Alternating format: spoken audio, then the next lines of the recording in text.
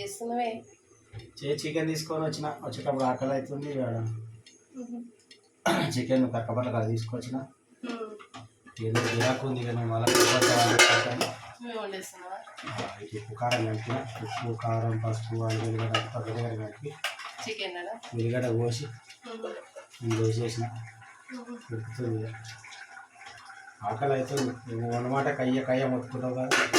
పొద్దున వంట చేసినా కదా, చేసినావు కానీ మరి టమాటా కర్రీ చేసిన, రైస్ చేసిన, చపాతీ చేసిన. మరి ఎందుకు తెచ్చినా? మరి రేపు సండే కదా, రేపు తెచ్చుకుంటున్నా కదా. ఆకలి అవుతుంది, తినాలనిపించింది తెచ్చుకున్నాను.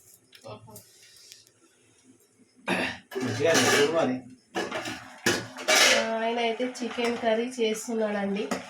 చూడండి ఫ్రెండ్స్, ఎమ్మి చికెన్. అది ఉప్పు కారం ఉప్పు ఎక్కువైందా పసుపు ఎక్కువైంది. ఎట్లయితే వండినాక తింటాం కదా, పడేయం కదా తినకుండా. బాగానే ఉంటుంది నువ్వు అప్పుడప్పుడు.